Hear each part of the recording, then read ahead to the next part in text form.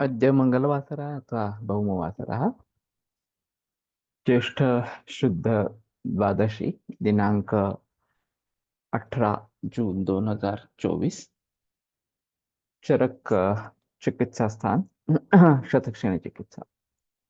शङ्खं चक्रं जलौकान् दधतमृतघटं चारुदोर्भिश्चतुर्भिः सूक्ष्मस्वच्छातिरुद्यां शुकपरिविलसन् मौलिमम्भोजनेत्रं कालाम्भोदोज्ज्वलाङ्गं कटितटविलसच्चारुपीताम्बराढ्यं वन्दे धन्वन्तरिं तं निखिलगदवनप्रौढदावाग्निलीलम् प्रौढदावाग्निलीलम् ब्रह्मणो हि समारब्धाम् आत्रेयाद्येषु पूजिताम् अस्मदाचार्यपर्यन्तां वन्दे गुरुपरम्पराम् आयुर्वेदरतं वन्दे माधवाख्यं महागुरुम् आयुर्वेदामृतं सर्वं शिष्येभ्यो यः प्रदत्तवान् द्रष्टाज्ञानी दृष्टकर्मा कृतकर्मा तथैव च अध्यापकोऽभिषक्श्रेष्ठो महान् संशोधकस्तथा गुणैरेतैः समुदितैः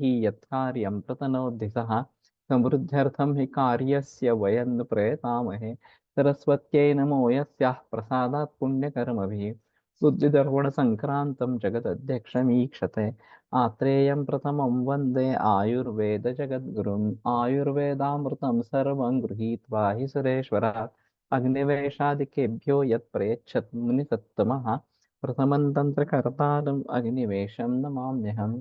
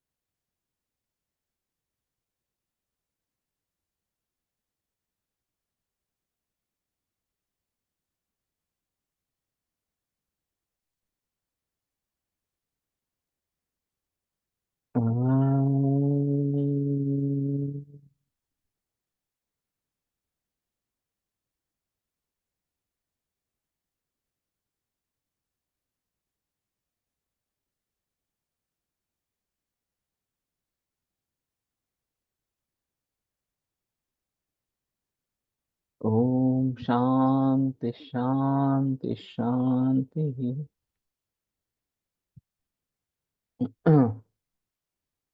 अव्यक्तं लक्षणं तस्य पूर्वरूपम् इति स्मृतम् उरोरुक्षोणितच्छर्दि कासो वैशेषिक क्षते। तो क्षत में उरोरुक्षोणितच्छर्दि कास ये खास कर बातें होती है। क्षीणे सरक्तमूत्रत्वं पार्श्वपृष्ठ कटिग्रह। और क्षीण में सरक्तमूत्रत्व पार्श्वपृष्ठ कटिग्रह। तो ये मैंने डिफरेंशियल डायग्नोसिस की बात की थी कि इसके आधार पर कौन से विकार हो सकते हैं उसके बारे में सोचना जरूरी इस प्रकार का है। अल्पलिंगस्य दीप्ताग्नेः साध्यो बलवतो नवः परिसंवत्सरो याप्यः सर्वलिंगं तु वर्जे। तो लक्षण अगर अल्प है, दीप्ताग्नि है और बलवान रुग्ण है तो नवीन विकार साध्य है। एक संवत्सर के बाद याप्य हो जाता है और सभी लक्षण अगर उसमें जो मौजूद है तो वो असाध्य, वर्ज्य करने का इस प्रकार का है। तो ये साध्या साध्यता का जो निकष है ये काफी महत्वपूर्ण इस प्रकार का रहेगा कि सभी लक्षण नहीं है। राजयक्ष्मा में सभी लक्षण है फिर भी बलमांसक क्षय नहीं है तो भी साध्य है, और यहाँ सभी लक्षण है तो असाध्य इस प्रकार का बताया गया। अल्पलिंग है, अग्नि प्रदीप्त है और बलवत इस प्रकार का रुग्ण है, बलवान रुग्ण है और नवीन विकार है तो ये साध्य है। परिसंवत्सर जो है वो याप्य कहा गया है तो ये ठीक नहीं होने वाला, औषधि और आहार वगैरह से बना रहेगा, टिका रहेगा, इस प्रकार की स्थिति रहेगी। उरो मत्वा क्षतम लाक्षाम पयसा मधु संयुताम सदैव विवेक जीर्णे पयसाद्यात् शर्करम। तो क्षत निर्माण हुआ है देखकर मधुसंयतां लाक्षां पयसा पिबेत, सद्य एव पिबेत। तो लाक्षा और मध और उसके बाद में दूध इस प्रकार का तत्काल पिए, और वो जीर्ण होने के बाद, वो पचन होने के बाद पैसा अद्यत शर्करा, दूध के साथ ही शर्करा के साथ खाना खाना खाना है। तो ये फिर दूध चावल इस प्रकार का और शर्करा डाल के उसमें खाना है। पार्श्ववस्थी रुचि चाल्प पित्ताग्निस्ता पित्ताग्निस्ताम सुरायुताम भिन्न विट्क समुस्ताति विषा पाठाम सवत्सकाम। पार्श्ववस्थी रुजा अगर है तो वो, और अल्पपित्त अग्नि, तो सुरा के साथ वो लेना है। ये पहले तो दूध के साथ लेने के लिए कहा था, अभी ये सुरा के साथ लेने के लिए कहा है। तो पित्त भी अल्प है, अग्नि भी अल्प है, और पार्श्ववस्थी रुजा इस प्रकार की है, तो सुरा के साथ लाक्षा का पान करना है। भिन्न विटका समुस्ताति विषा पाठाम सवत्सकाम।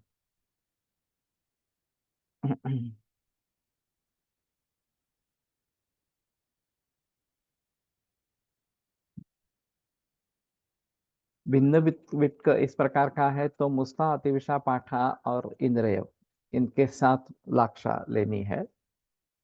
लाक्षाम सर्पिर्मधुच्छिष्टम जीवनीय गणम सिताम पक्षिणम समितां क्षीरे पक्वा दीप्तान अलक्ष्य।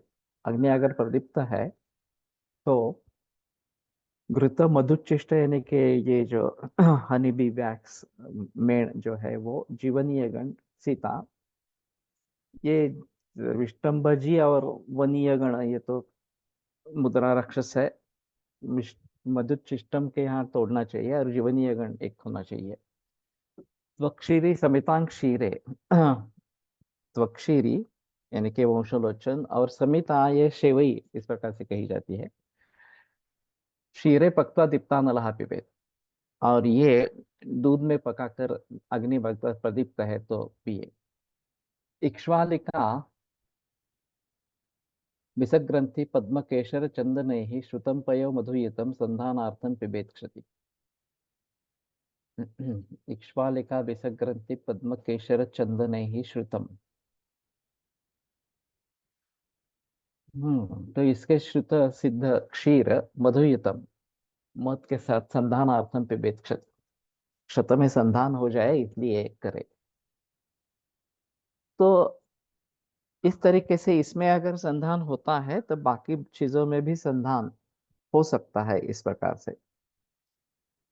तो उस उन अवस्थाओं में ये संधान के लिए ये योग, इस योग का प्रयोग कर सकते हैं इस प्रकार से।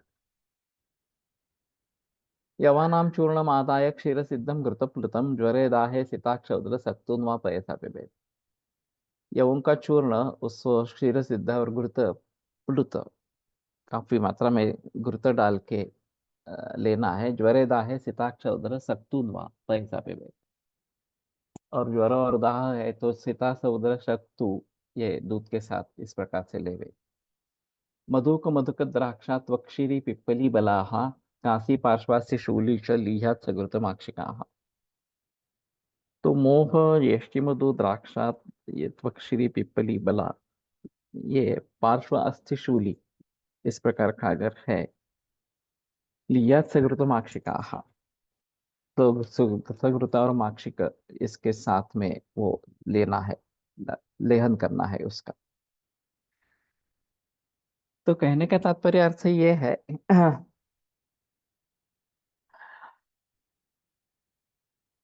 कि लाक्षा सबसे प्रधान इस प्रकार का द्रव्य है, शुरू में वही लेने के लिए कहा है। और फिर लाक्षा अन्य द्रव्यों के साथ या अन्य कंडीशंस में किस किस प्रकार से लेनी है, इसके बारे में काफी बहस इसमें आई है। और ये फिर बाकी इक्ष्वालिका वगैरह ये जो बाकी योग जो है वो इसमें बताए गए हैं। तो क्षत का संधान होना ये इसमें महत्वपूर्ण बात इस प्रकार की रहेगी। एलापत्र तचोर्धाक्षा पिप्पल दर्द फलन तथा सीता मधुक खरजूर मृद्वी काष्ठ फलोन्विता। संचूर्ण मदना युक्ता गुटिका संप्रकल्पयेत्। तो ये एलादी गुटी नाम से प्रसिद्ध है या त्रिजाताती गुटी इस नाम से प्रसिद्ध है। तो एला, पत्र और त्वक, ये तीनों अर्धाक्ष अर्धाक्ष पिप्पल्य अर्धफलं तथा पिप्पली अर्धफल सीता मधुक खर्जूर मुद्विकाश्च फलोन्विता। सीता मधुक खर्जूर मुद्विका ये सब फलोन्वित इस प्रकार से। तो खर्जूर और मृद्विका होने के कारण गोली अच्छी भी बनती है, वैसे ही उन्होंने आगे मध डालने के लिए बताया है, लेकिन ऐसी भी गोली बनती है इस प्रकार से, और सुखा लेना है। संचूर्ण मदना युक्ता गुटिका संप्रकल्प, और फिर अक्षमात्राम ततश्चैकाम भक्षय ना दिने दिने। तो एक तोला मात्रा में ये लेनी है। तो अभी जो गोली बनती है वो 120 मिलीग्राम 250 मिलीग्राम इस प्रकार की बनती है। 250 ग्राम के तो कम से कम 4 गोलियां लेनी है इस प्रकार से। कासम श्वासम ज्वरम भिक्काम मूर्छाम छर्दिम मूर्छाम मदम भ्रमम रक्तनिष्ठि वनम तृष्णाम पार्श्वशूलम अरोचकम शोषप्लीहाढ्य वातांश स्वरभेदम शतं क्षयम गुटिका तर्पणी वृष्या रक्तपित्तंच नाशयत। तो इसमें काफी मात्रा में पिप्पली है और बाकी एलापत्रत्व ये भी है। फिर भी एक खरजूर मृद्वी का मधुकर सीता ये भी ज्यादा मात्रा में है। तो इन सभी के जरिए व्हाट इज लाक्षा एंड विच पार्ट ऑफ लाक्षा is use for medicinal purpose. ये एक्सुडेट है। पीपल की लाक्षा जनरली प्रयोग में लाई जाती है। तो ये डिंक है, गोंद है, जो स्किन से बाहर निकलता है, और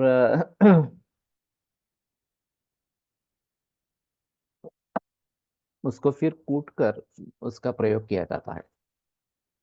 तो मिलती है, ऐसा नहीं है मिलती नहीं है, ऐसी बात नहीं है।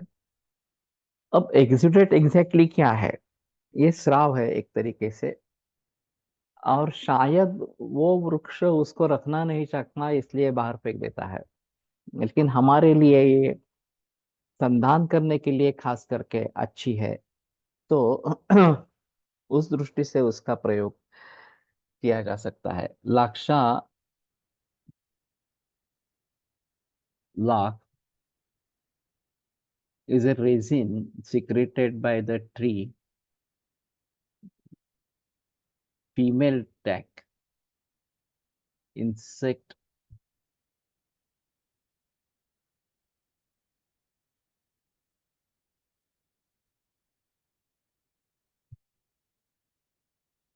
एसिफायर पैसा। ओके। तो ये किसी कीड़े के वजह से ये होती है। और ये गोंद जैसी है इस प्रकार से, लाख नाम से कही जाती है, मराठी में लाख कहते हैं। तो ये अच्छी तरीके से प्रयोग है। इंसेक्ट फाउंड ऑन पलाश बबुल एक्सेट्रा। तो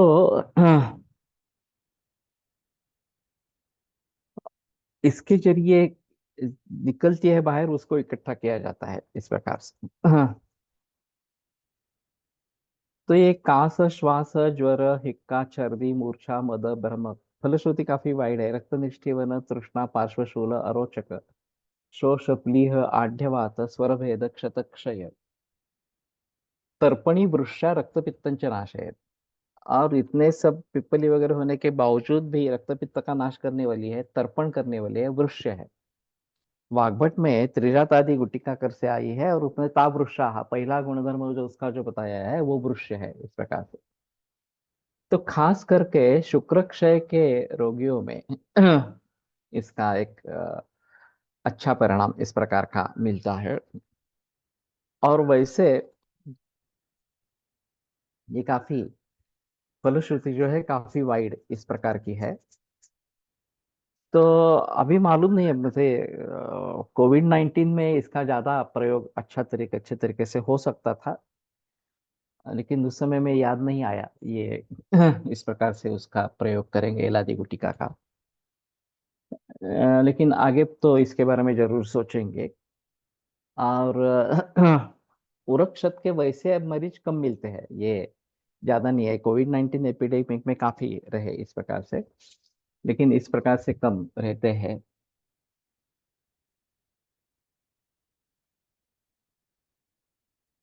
एक अक्ष बरोबर 10 ग्राम, 10 ग्राम, एक तोला, इस प्रकार का अक्ष तोला का प्रमाण है।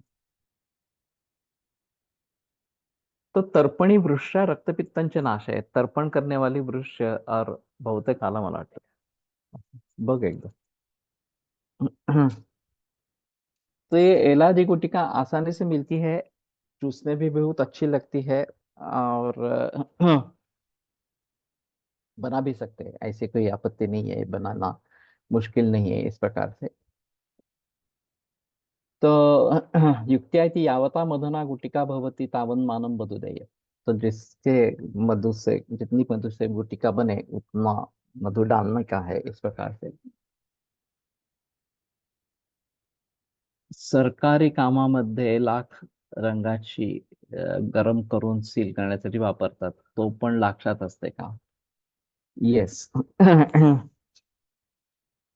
लेकिन ये खाने वाली लाक्षा होती है नहीं होती है तो मालूम नहीं है इस प्रकार से, लेकिन ये इस प्रकार से बैंगल्स पण बनतात या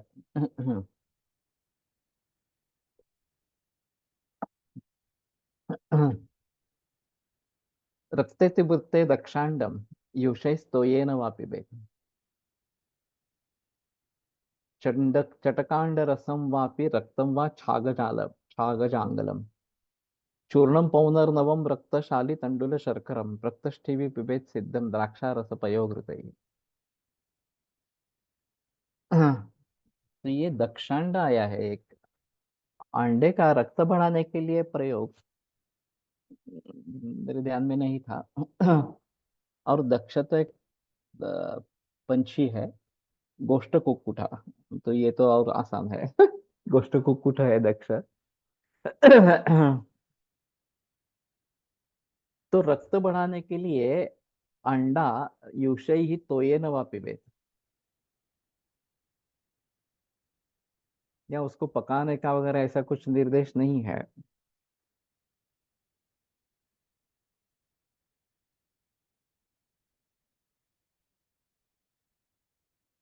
हाँ। तो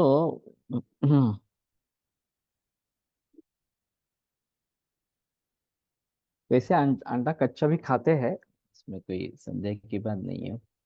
मग ते औषधा मागे कशी वापरायची?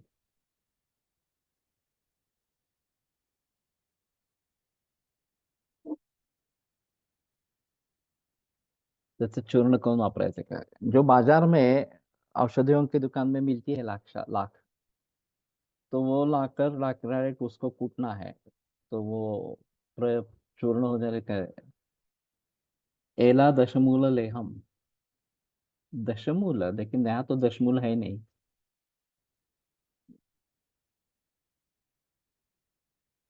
नागार्जुन फार्मेसी, एला दिवटी नाम से तो मिलती है, बहुत सारी लोगों को मिलती है। 25 ग्राम सॉल्ट बाकी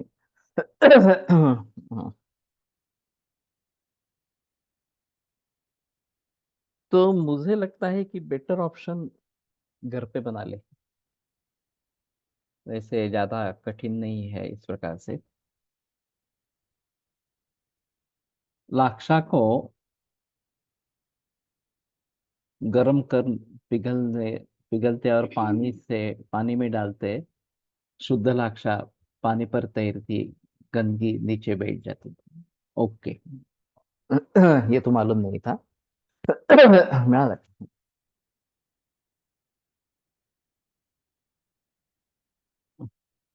तो आसान है ये भी।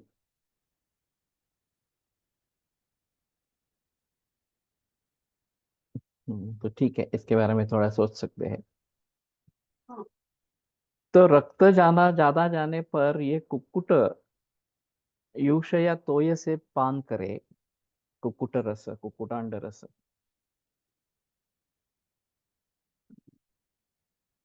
तो ये थोड़ा आसान है चटकांड रसम वापि रक्तम व छाग जांगलम। चटकांड रस इसी प्रकार से व छाग जांगल का रक्त। तो जांगल बकरे का रक्त एक इन लोगों में, खाटिक लोगों में रक्ती नाम की एक सब्जी की जाती है। जब ये गर्दन काटते हैं तो खून निकलता है बहुत सारा। उसको कलेक्ट करते हैं, वो जम जाता है थोड़ी ही देर में। तो फिर उसको पका के फिर उसकी वड़िया जैसे बना के उसको सेवन करते हैं। फिर बाकी उसमें कुछ मसाला वगैरह डालते होंगे। तो मैंने ये प्रयोग किया है मरीजों में जो नॉनवेज खाने वाले हैं। उनको मालूम होता है कभी कभी ये रक्ती नाम की सब्जी बनती है इस प्रकार से। तो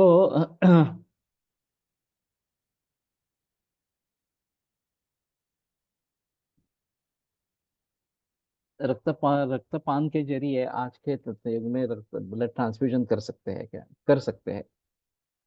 बात यह है इसमें कोई ये ब्लड ग्रुप वगैरह देखने की आवश्यकता नहीं होती। पान जब करते हैं तो ब्लड ग्रुप देखने की आवश्यकता नहीं रहती। रक्त बस्ती करते हैं तो भी ब्लड ग्रुप देखने की आवश्यकता नहीं रहती। किसी भी आदमी का रक्त लेंगे और रक्त बस्ती दे देंगे तुरंत उसके बाद में। जैसे ही खून निकलता है तो उसमें दर्भ का काढ़ा और थोड़ा शहद डालने का है और फिर उसका बस्ते देने का है। तो दर्भ का काढ़ा और शहद डालने से वो पतला रहता है, दिक्कत नहीं आती इस प्रकार से। और कहना है कि अगर 20-25 ml का इस प्रकार का रक्त का बस्ते देते रहते हैं तो एक हफ्ते में 1 ग्राम हीमोग्लोबिन बढ़ता है इस प्रकार से। जैसे वैक्स पिघलते वैसे ही उसमें उसे फ्लेम पर पिघलाकर सीधे पानी के बर्तन पर डालते। ओके।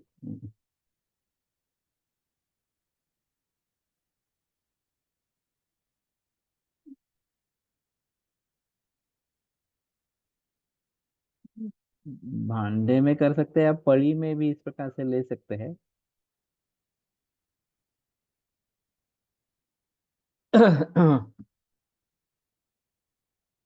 चूर्णम पौनर नवम रक्तशाली तंडुल शर्करम रक्तष्ठीवि पिबेत सिद्धम द्राक्षारस पयोवृतैः। तो ये वेजिटेरियन लोगों के लिए ये एक अच्छा योग है कि रक्तशाली तंडुल शर्कर और पुनर्नवा का चूर्ण।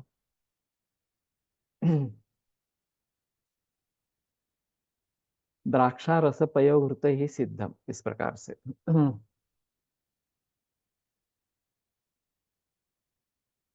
वैक्स पिघलते समय थोड़ा तेल डालते हैं। ओके।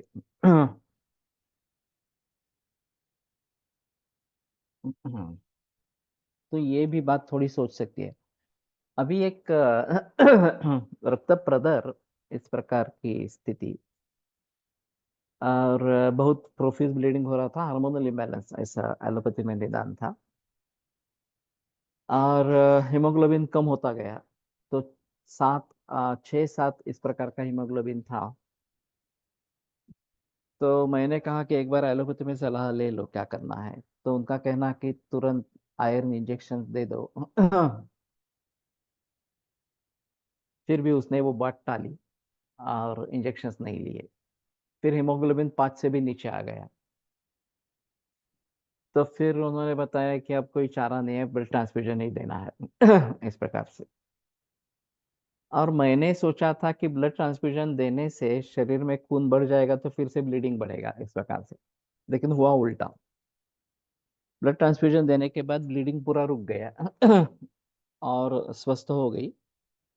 और फिर मेनोपॉज का ही वे एज था। आगे कुछ दिक्कत नहीं है, मेरे पास हो गया। और फिर आगे कोई दिक्कत नहीं रही। तो ऐसी कंडीशंस में क्या करें कि खून इतना कम होता जा रहा है और ब्लीडिंग रुक नहीं रहा है। उसके लिए तो काफी दवाइयाँ, कुशानो की चूर्ण से लेकर परदरारी लोह और बोलोबद्ध रस वगैरह वगैरह इस प्रकार की दवाइयाँ का प्रयोग किया था। रसपाचक अंग मिश्रण वगैरह तो थे ही इस प्रकार से। लेकिन इसके बावजूद भी पीरियड्स कम नहीं हो रहे थे। और हेवी ब्लीडिंग 4-5 और उससे भी ज्यादा पैड्स पर दिन में इस प्रकार से, और थकान, इससे ये बात होती रहती थी। तो अधो रक्तपित्त है ऐसा समझकर वासा दूर्वा वगैरह का भी प्रयोग किया था, लेकिन कुछ भी हुआ नहीं। हेमोग्लोबिन कम होता गया। और जैसे ब्लड ट्रांसफ्यूजन हो गया, वैसे हीमोग्लोबिन बढ़ने से रक्तस्राव रुक गया। और फिर आगे नौबत नहीं आई। तो वायोर धातु क्षयात कोपो मार्गस्य आवरणेन वा, यहाँ रक्त धातु के क्षय के कारण वायु का प्रकोप इस प्रकार का था, और उसकी आपूर्ति होने से वायु शांत हो गया, और फिर ये दिक्कत आगे नहीं आई। ये थोड़ा सा देखने का इस प्रकार का है। दूसरी एक ऐसी आवृत्ति, ऐसे ही मेनोपॉज का वय था, और ये प्रोफ्यूज ब्लीडिंग हो रहा था, और उसके साथ में उदावरता था। तो जो भी अंदर डालती उसकी उल्टी हो जाती। तो पानी भी टिक नहीं रहा था, पानी की भी उल्टी हो रही थी इस प्रकार से। और एक दिन ऐसा ही चला गया। जो भी दवाएं दी उसकी भी उल्टी हुई, पानी भी हुई दिया उसकी भी उल्टी हुई। तो दूसरे दिन मैं उसके घर पे पहुंचा कि क्या कर सकते हैं देखने के लिए इस प्रकार से। तो मैंने बस्ती का सोचा, और अनुवासन बस्ती दे दिया। याद नहीं है कि बाला तेल का ही शायद दिया होगा इस प्रकार से, ये काफी पुरानी बात है। और जैसे ही बस्ती दे दिया, वैसे सर्दी बंद हो गई।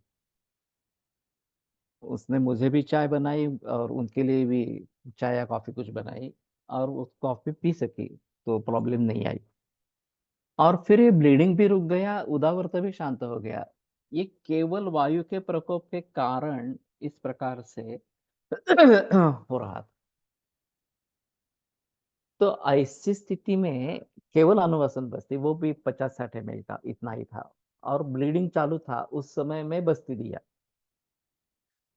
क्योंकि मैंने सोचा अगर दोस्त ये खाना अगर ऊपर से कुछ शुरू ही नहीं हुआ, पानी भी नहीं जा रहा, तो मुसीबत हो जाएंगी, तो फिर एडमिट करना पड़ेगा, सलाइन देना पड़ेगा वगैरह वगैरह इस प्रकार से।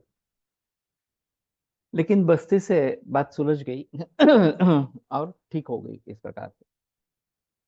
तो वायु इसमें प्रधान रहता है, ये बात ध्यान में रखनी है। और वहां रक्त क्षय हो गया था, उसके जरिए वात प्रकोप हो गया था, और ब्लड ट्रांसफ्यूजन देने से रक्त क्षय की आपूर्ति हो गई। तो बात जैसे कंट्रोल में आया, वैसे ब्लीडिंग कंट्रोल में आ गया। नहीं नवाता दुर्धे नार्य योनिर्नारीणां संप्रदुष्यति शमयित्वा तमन्यस्य कुर्यात् दोषस्य भेषजम्। ये योनि व्यापद में प्रधान चिकित्सा सूत्र है कि वात के बिना दृष्टि होती ही नहीं, योनि की दृष्टि होती ही नहीं है। तो उसका शमन करके फिर बाकी दोषों के बारे में, बाकी चिकित्सा के बारे में सोचना है। तो यहाँ बस्ती चिकित्सा अहम इस प्रकार की रही, और उससे राहत मिल गई। तो ये बात ध्यान में रखनी है। और रक्त प्रदर के इस प्रकार के एंडोमेट्रियोसिस वगैरह इस प्रकार के जो पेशेंट्स है, इसमें ये सभी बातें ध्यान में रखनी है। बस्ती वातानुलोमन के साथ साथ यहाँ गर्भाशय शैथिल्य को भी में भी लाभ कर रही है शायद, उत्तम चिकित्सा। वो मैंने अनुभव बताया था बस्ती का, कि ऐसी एक मरीज थी, और ब्लीडिंग कम नहीं हो रहा था, ऐसा मेनोपास के नजदीक वह था। तो मैंने 3-4 महीने कोशिश की, हुआ नहीं, तो मैंने वेलेंडकर मैडम के पास भेजा। उन्होंने कहा कि गर्भाशय शैथिल्य है, और इसमें कुछ फायदा दवा काम नहीं करेगी, बेटर हिस्टेक्टोमी कर दे इस प्रकार से। तो वापस मेरे पास आए। तो मैंने सोचा कि अगर गर्भाशय शैथिल्य है, तो शैथिल्य दूर करने के लिए हम कुछ कोशिश करेंगे इस प्रकार से। रेट्रोवर्टेड यूटेरस इस प्रकार का उनका कहना था। तो मैंने पद्मकाष्ठ मंडूर, ये गुडनिक के साथ ये देना आरंभ किया। और आश्चर्य से जैसे ये देना आरंभ कर दिया, रक्त प्रदर कम हो गया, और वो बच गए। ये करने की जरूरत नहीं पड़ी, हिस्टेक्टोमी करने की जरूरत नहीं पड़ी, ठीक हो गई। तो अभी इन सभी के बारे में कैसे सोचना है, एक अलग बात इस प्रकार की रहेगी। ये शैथिल्य काफी मरीजों में दिखता है। जो यूटेरस का शैथिल्य थोड़ा देखना पड़ेगा, लेकिन बाहू में या काफ मसल में शैथिल्य आसानी से दिखाई देता है। तो ऐसे हालात में शैथिल्य को दूर कैसे करें? ये लाक्षा इसमें एक अच्छी दवा इस प्रकार की है शैथिल्य दूर करने के लिए। और पद्मकाष्ठ मंडूर, ये भी कॉम्बिनेशन दातार गुरु जी ने जो सोचा है, यो भी एक अच्छा है।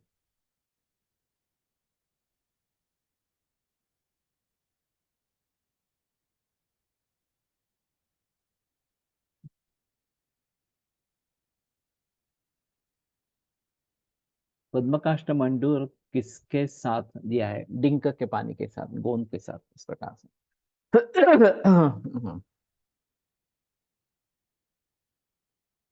अभी वैसे गुग्गुल जो है, गुग्गुल और शिलाजतु, ये दोनों भी शैथिल्य दूर करने वाले हैं। चंद्रप्रभावती उसका एक अच्छा नमूना है, जिसमें गुग्गुल शिलाजतु दोनों है। और वैसे भी चंद्रप्रभावती स्त्रियों में बहुत अच्छा काम करती है, इसमें कोई संदेह की बात नहीं। एक ऐसी ही पेशेंट है, उस लेडी को पीरियड्स से 12 डेज के बाद स्पॉटिंग स्टार्ट होता है, और कंटिन्यू होता है 8-9 डेज। उससे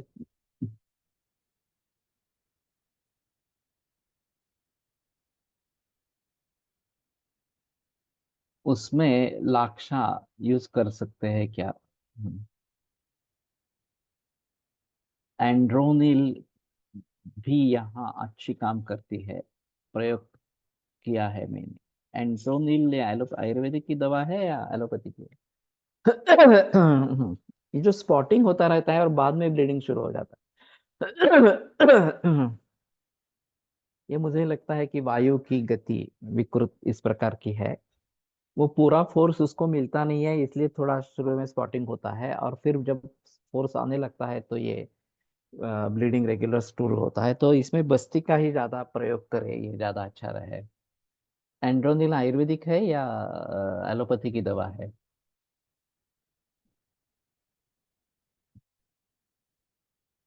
रक्ताल पत्ते लोह की मंडूर भस्म वापरावे। ये वैसे क्या है कि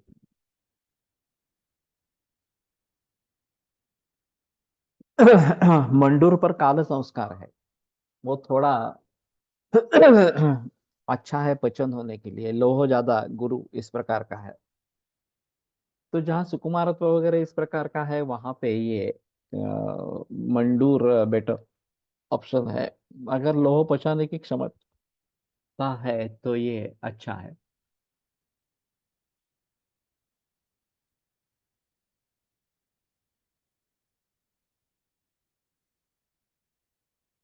प्रनेश मेडिकल।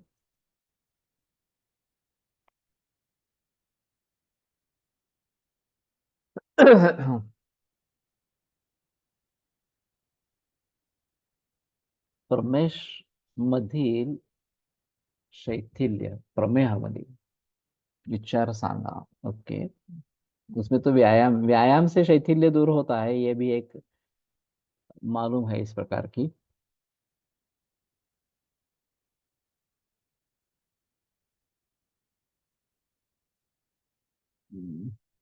ताप्यदी लोह में लोह और मंडूर दोनों है, ये भी एक बात है।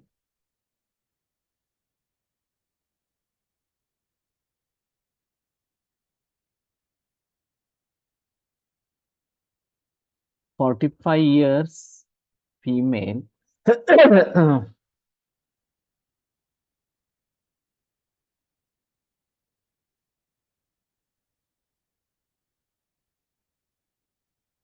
having multiple fibroids was having regular menses since 1 year, underlying underlying treatment, but undergoing treatment.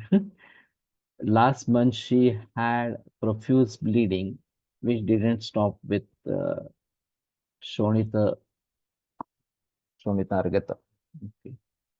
I had given fresh leaves of Vasa Guduchi. ये एक अलग अलग बात रहेगी, क्योंकि फाइब्रॉइड के जरिए अगर है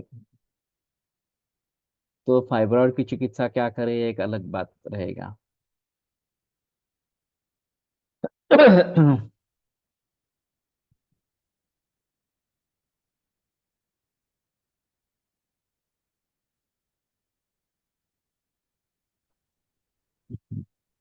हा, याच्यामध्ये कारण काय असणार आहे सर? म्हणजे वर्षभर तिला आपण कुठनं काही गुळ कांचनार वगैरे सगळं चालूच होतं. तिला ब्लिडिंग हम्म, नाही झाली. All of a sudden it started in the last month and whole 30 days she was bleeding. Then she went to homeopathic medicine. Hmm. Generally now इसमें ऐसा है कि जैसा ही मंथली साइकिल होता है, वैसा एक ईयरली साइकिल होता है, और वो ओके जन्मदिन से जुड़ा रहता है। तो उस महीने में फिर में हार्मोन्स में चेंज आता है, और उसमें अचानक इस प्रकार का ब्लीडिंग बढ़ जाना, ये बात होती है। तो हम तो अंग मिश्रण का प्रयोग करते रहते हैं, और एक प्रमदा सौंदर्य संजीवनी नाम का एक प्रोप्राइटरी मेडिसिन है, आयुर्वेद सेवा संघ नासिक का। लेकिन ये शायद उसका पाठ गुणेश शास्त्री ने निर्माण किया था, और फिर फणसलकर सर के प्रयोग में था, तो मैं भी प्रयोग करता रहता हूँ। लेकिन ये थोड़ा अनप्रडिक्टेबल है। अगर इस प्रकार की बात होती है कि जिस महीने में जन्म तिथि है उसी महीने में ब्लीडिंग बढ़ गया, तो शायद अगले महीने में फिर से कम हो जाता है। ये पीरियोडिक रहता है। ये कोलटकर सर का अनुभव रहा, और ये केवल स्त्रियों में है ऐसा नहीं, उनका कहना है ये पुरुषों में होता है इस प्रकार का साइकिल। हम्म, ये बहुत ही महत्वपूर्ण विचार है, अलग विचार है, और उसके बारे में बहस होना, उसके अनुभव इकट्ठा करना, ये जरूरी इस प्रकार का रहेगा। मरीज आया था, तरुण युवा था, और उन्माद जैसे लक्षण थे। तो और माता पिता का कहना था कि महीने में 4 दिन ये होता है। तो उन्होंने पूछा कि उसमें कुछ और लक्षण दिखते हैं क्या, तो बोलता हाँ, वो आईने के सामने खड़ा रहकर फिर कोम करना और पाउडर वगैरह लगाना, इस प्रकार से करता रहता है। तो हम समझ लेते हैं उसको अटैक आने वाला है। और फिर उस अवस्था में उन्माद जैसे लक्षण दिखाई देने लगते हैं। 4 दिन के बाद अपने आप शांत हो जाते हैं। कोलटकर सर ने मंग मिश्रण का ही प्रयोग किया था उसमें, और वो ठीक हुआ था। तो तात्पर्य अर्थ ये है कि इस प्रकार का साइकिल पुरुषों में भी होता है, ये एक बात बताई गई है। और फाइब्रॉइड्स में थोड़ा सा ऐसा है कि इंट्राम्यूरल है, एक्स्ट्राम्यूरल है, ये भी मायना रखते हैं। एक्स्ट्राम्यूरल पेन करते हैं, प्रेशर सिम्टम बनाते हैं, लेकिन ज्यादा ब्लीडिंग नहीं होता। इंट्राम्यूरल में ब्लीडिंग ज्यादा हो सकता है। और फाइब्रॉइड के कारण अगर रक्तस्राव ज्यादा है तो फाइब्रॉइड की चिकित्सा करनी है। अब फाइब्रॉइड की चिकित्सा क्या करनी है, ये एक अलग बात इस प्रकार की रहेगी। तो अभी मैं सोच रहा हूँ कि फाइब्रस टिश्यू जहां जहां पे डेवलप होता है, वहां वहां कुछ अलग चिकित्सा करनी है। जैसे ये ब्रेस्ट में फाइब्रस टिश्यू डेवलप होता है, फाइब्रोइडिनोमा होता है। सर, बट लीवर में पता कैसे प्रकार, चलेगा कि फाइब्रॉइड के कारण ब्लीडिंग है या दूसरे कारण ब्लीडिंग है? दूसरा हार्मोन है, जनरली दो ही कारण बताते हैं कि एक फाइब्रॉइड के जरिए, हार्मोनल इम्बैलेंस के लिए। हमारे हिसाब में दोषों के कारण तो देखने हैं। पित्त बढ़ाने वाले रक्त पित्त कारक इस प्रकार के कारण है, और रक्त पित्त हमारा निदान होता है, तो रक्त पित्त की चिकित्सा करनी है। प्रदर ही है, रक्त प्रदर ही है, ऐसी स्थिति है। तो नहीं माता दोते योनि नारिणाम संप्रदुष्यति, यो देखकर पहले बात है कि चिकित्सा करनी है, अब वो कैसे करनी है, क्या करनी है, एक अलग बात इस प्रकार की हो जाती है। और दूसरी आपने चीज कहा खाने पीने पीरियड्स के में बारे भी में तो बस्ती करना आपने दिया था वो पेशेंट को, तो ऐसे मतलब कोई ये नहीं है क्या, बस्ती मतलब पीरियड चालू है और फिर भी बस्ती दे सकते हैं हम? दे सकते हैं। जनरली नहीं देंगे, लेकिन एक चरक में वचन है, उद्बुद्धेत चेसावस्था यस्याम कार्यम अकार्यम से। एक कोलटकर सर का कहना था कि ये हमें छूट दे दी है कि जहां जो चीज नहीं करनी है वहां वो करने के लिए अनुमति दे देते हैं इस प्रकार से। तो इस सूत्र का वापर कहीं भी हो सकता है। तो जो कार्य है वो अकार्य हो जाएगा, वो जो अकार्य है वो कार्य हो जाएगा इस अवस्था में। जैसे कि मैंने वो ब्लीडिंग हो रहा था फिर भी बस्ती दिया था, और उससे ब्लीडिंग भी रुक गया और सर्दी भी बंद हो गई। ये दोनों बातें इस प्रकार, जो उदावर्तक था वो भी बंद हो गया इस प्रकार से।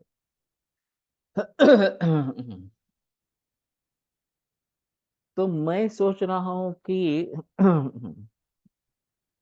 फाइब्रस टिश्यू के बारे में, ओरल कैंसर में रेडिएशन दिया जाता है तो फाइब्रस टिश्यू डेवलप हो जाता है वहां, और फिर मूवमेंट रिस्ट्रिक्ट इस प्रकार की हो जाती है। अभी मैं गंडूश का प्रयोग उसमें कर रहा हूँ कि पूरा मुंह भर के, गंडूश और कवल में अंतर है, कवल में थोड़ी ही मात्रा ली जाती है, गंडूश में पूरा मुख भर के लेना है और धारण करना है इस प्रकार से। तो ये, और उसमें स्नेह होना जरूरी इस प्रकार का है। केवल स्नेह का भी कर सकते हैं। तो इससे स्नेहन होता है, और फिर तनाव निर्माण जो होता हुआ है वहां पे वो धीरे धीरे कम होने लगता है। वैसे ही यूटेराइन फाइब्रॉइड की बात करनी है, वैसे भी लिवर फाइब्रोसिस इस प्रकार की भी बात होती है। तो जहां जहां इस प्रकार से फाइब्रस टिश्यू डेवलप होता है उसकी संप्राप्ति को कैसे भंग करेंगे। मेदो योग का प्रयोग करते हैं, मेदोपाचक का, लेकिन वो फिर भी एक ग्रॉस लेवल पे है। इन सभी में कैसे करना है ये थोड़ा सा देखना पड़ेगा। तो मुझे लगता है कि मेदो वह स्रोतस का अग्नि काम नहीं करता, अच्छा काम नहीं करता, और ये विकृत इस प्रकार का कुछ निर्माण हो सकता है। जब से मैंने पीपीआर पर रोगी का जन्म माह लिखना शुरू कर दिया, तब से ये देखा गया कि मोस्टली रोगी अपने अपने जन्म माह में ही अ, इलाज करवाते हैं। तो ये अ, सभी में मिलता है ऐसा नहीं है, लेकिन जिनमें मिलता है अ, तो उनमें ये फायदा होता है। वंग मिश्रण का जो है, वंग मेन है, प्रवाल दो भाग, और नहीं, माक्षिक दो भाग और प्रवाल चार भाग, वंग एक भाग, माक्षिक दो भाग और प्रवाल चार भाग, इस प्रकार का ये कॉम्बिनेशन है। और फणसलकर जी के यहाँ तो प्रचलन में था, गुणेश शास्त्री से शायद आरंभ इस प्रकार का हो गया होगा। तो मुख्य शुक्र पर काम करने वाला तो वंग है। लेकिन माक्षिक और प्रवाल इसके साथ में जो जोड़े गए हैं इस प्रकार से, तो उसका रोल क्या रहेगा। ये जो योनि व्यापद में योनि गर्भाशय स्तंभ चेत पित्तम संदूषय दसरुक सारजस का मता, इस प्रकार की बात कही गई है। और दूसरी पित्तजा योनि व्यापद कही गई है जिसमें ब्लीडिंग ज्यादा होता है, और ये पित्त योनि गर्भाशय स्तंभ चेत पित्तम संदूषय दसरुक, ये जो बात कही गई है वो अरजस का मता, इस प्रकार का रजस्राव कम हो जाता है, इस प्रकार की बात कही। तो मैं थर्ड ईयर में था, प्रभावकर हमारी मैडम थी, तो उनसे मैंने सवाल पूछा था, क्लास में पूछा था कि एक ही पित्त दो तरीके कार्य कैसे कर सकता है, किसी में स्राव बढ़ाता है और इसमें स्राव कम करता है इस प्रकार से। तो उन्होंने सवाल जवाब टाल दिया। ये पीजी लेवल का सवाल है, अब मत पूछो, ऐसा करके मुझे बकअप कर दिया। तो मैंने फिर आगे समझाने की कोशिश की कि पित्त किन गुणों से बढ़ा है, किन रसों से बढ़ा है। इसके आधार पर कुछ बात हो सकती है क्या, कि कटु रस से बढ़ा है, तो अग्नि ना थोड़ा सा ठीक है। कटुरस से घाल देते, कटुरस से बड़ा है बस। तो स्राव शायद कम करेगा। अम्ल लवण रस से बड़ा है तो उसमें जल महाभूत इस प्रकार का है, उससे उसके स्राव बढ़ेगा। तो फिर भी उन्होंने कहा नहीं नहीं, ये सब पोस्ट ग्रेजुएट स्तर के विचार है, अब तुम बीएमएस में इसके बारे में मत सोचो इस प्रकार, और टाल दी बात इस प्रकार। तो अंशांश विकल्पना ये शायद हमें देखनी है। और फिर प्रवाल और माक्षिक का रोल क्या है, ये थोड़ा सा देखना पड़ेगा। इसमें भी योनि गर्भाशय स्तंभ चेत पित्तम संधु शयद अश्रुक, ये चेत का अन्वय कहाँ लेना है, ये एक अलग बात इस प्रकार की होती है। पित्तम योनि गर्भाशय स्तंभ चेत, इस प्रकार का भी अन्वय हो सकता है। योनि गर्भाशय स्तंभ पित्तम अश्रुक संदूषय चेत, ये भी अन्वय हो सकता है कि पित्त अगर योनि गर्भाशयस्थ हो जाता है, या फिर योनि गर्भाशयस्थ पित्त रक्त को दूषित करता है, दोनों में सती सप्तमी की रचना है, तो ये होगा तो आगे वाला होगा इस प्रकार से। तो इसमें एक रक्त दूष्य है, कहने का तात्पर्य आता है कि योनि व्यापन में रक्त दूष्य है। अब रजस्राव जो है वो वास्तव में रस का उपधातु इस प्रकार का है, रज जो है रस का उपधातु है।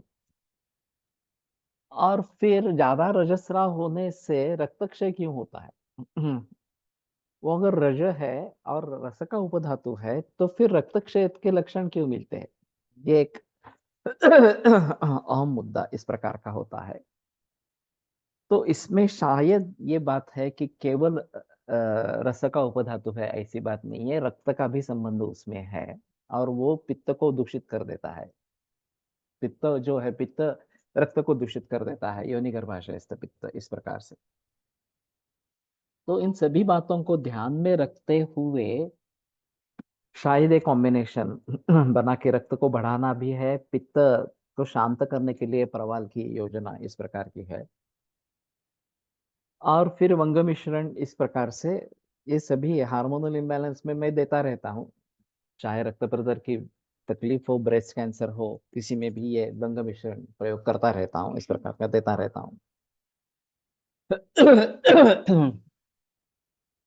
लड़कों में भी बर्थडे के मंथ के साथ हाइट बढ़ती है, ऐसा मेरा ऑब्जर्वेशन है। अच्छी बात है।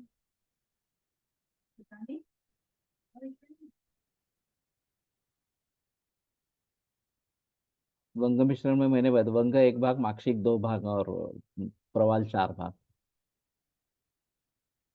ऐसा तब होता जब जन्म माह विसर्ग काल उसमें भी शरद के आसपास पड़ता हो तब। ये अगर बात है तो थोड़ा देखना पड़ेगा गौर करके।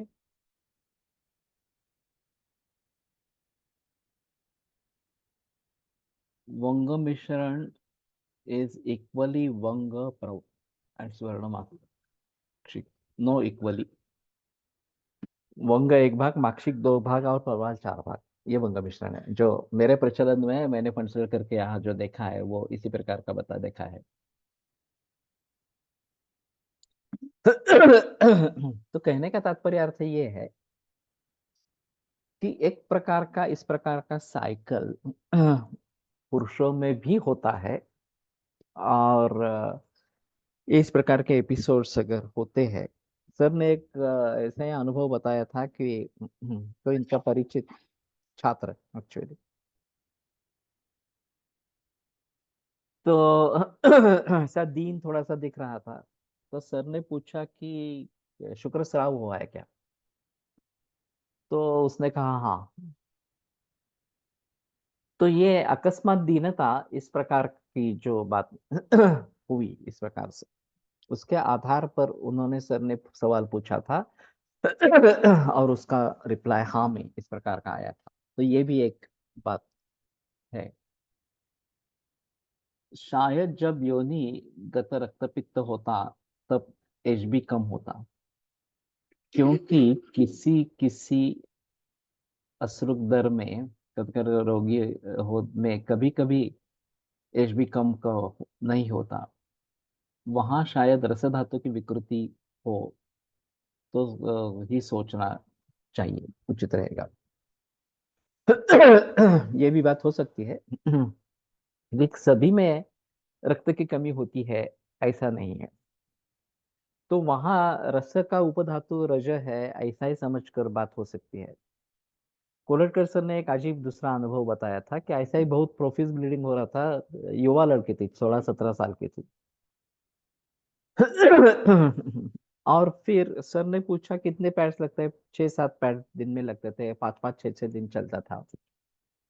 सर ने पूछा थकान आती है क्या, तो बोली नहीं थकान नहीं आती है। अच्छा लगता है। हिस्ट्री ले ली तो पता चला कि वो हफ्ते में 3-4 बार इडली डोसा खाती थी। हॉस्टल में रहती थी, सुबह ब्रेकफास्ट में यही खाती थी इस प्रकार से। तो सर ने निदान किया है रजो वृद्धि है, उड़द दाल के जरिए रजो वृद्धि इस प्रकार की हुई है। ये खाना बंद करवाया, उसको कहा कि ये नहीं खाओ, बाकी कुछ सुझाव दिए होंगे, चाहे दूध के बारे में बताया होगा या फिर दूसरा कुछ खाना खाने के लिए बताया होगा, लेकिन ये बंद हो गया। जैसे ही ये उड़द दाल का खाना बंद कर दिया, तो वो ठीक हो गई इस प्रकार से। तो पाठा, गोक्षुर एंड कुटज, ये पिबेत ग्रंथार्तवे पाठाम व्योषवृक्ष कजम जलम, ग्रंथार्तव है तो इसमें पाठा व्योषवृक्ष का बताया गया है। अगर ग्रथिल नहीं है, तो ये नहीं देते हैं। ग्रथिल है तो ये देते हैं, उसमें संदेह की बात नहीं है इस प्रकार से। लेकिन प्रोफ्यूज ब्लीडिंग है और ग्रथिलता नहीं है, तो शायद उसके बारे में अलगता से कुछ सोचना पड़ेगा। हल्ला है इतनी।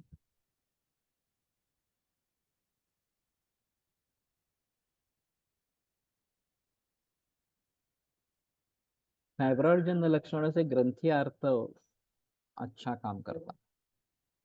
ये मैंने किया नहीं है, ठीक है, लेकिन कर सकते हैं।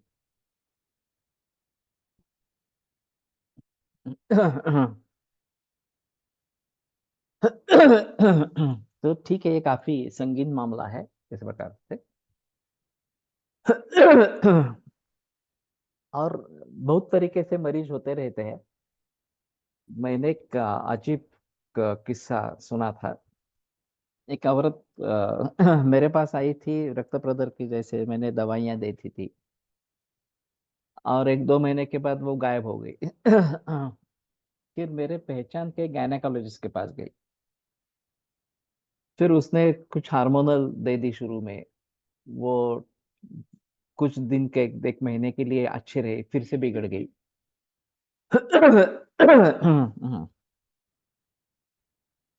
तो फिर वो वापस मेरे पास आ गई। इस दरमियान उसने बताया था कि मैं आयुर्वेद की दवा ले रही थी इस प्रकार से। तो उसने मुझे फोन किया कि ऐसा कुछ आयुर्वेद में होता है क्या, कि शुरू में स्राव कम होता है और फिर बढ़ बढ़ जाता है इस प्रकार से। मैंने कहा ऐसा तो नहीं है। तो वो बोला कि फिर बढ़ क्यों गया। मैंने कहा काफी कारण होते हैं। ज्यादा मसालेदार तीखा इस प्रकार का खाया, या फिर दही ले लिया, उड़द के पदार्थ ले लिए, वगैरह वगैरह। स्ट्रेस हो गया, क्रोध हो गया, तो ये काफी कारण है जिससे स्राव बढ़ सकता है इस प्रकार। तो मैंने पूछा तुम्हारे बारे में, तुम इसके बारे में क्या सोचते हो। तो बोले हम हार्मोनल इम्बैलेंस अगर है तो हार्मोन्स देते हैं, उससे फायदा हुआ तो ठीक है, नहीं हुआ तो हम पहले से ही डिसाइड कर लेते, जैसे ब्लीडिंग कम हो जाएगा तो हिस्टेक्टोमी कर देना इस प्रकार से। तो मामला ही खत्म हो जाता है इस प्रकार। अब ये मामला ही खत्म हो जाता है, बिल्कुल गलत सोच है। लोग भी मानते हैं और एलोपैथी के डॉक्टर्स भी मानते हैं कि गर्भाशय निकाल दिया तो बस आगे क्या होने वाला है, कुछ भी नहीं होने वाला, ब्लीडिंग तो नहीं होने वाला, इस प्रकार से मुक्ति मिल जाएगी। लेकिन जिन कारणों से ये रक्त प्रदर बन रहा था वो कारण तो वैसे ही रहते हैं, वो तो जाते नहीं है। और फिर वो संप्राप्ति दूसरे किसी तरफ मुड़ जाती है।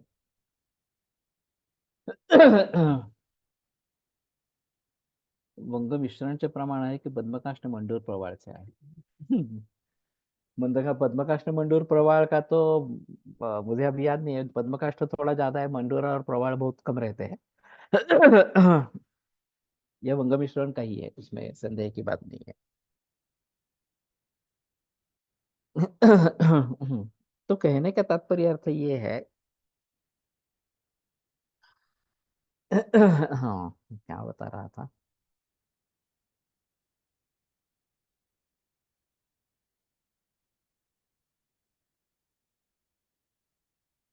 हम्म, हिस्टेक्टॉमीचे कारण सर. हाँ, हिस्टेक्टोमी कर देना।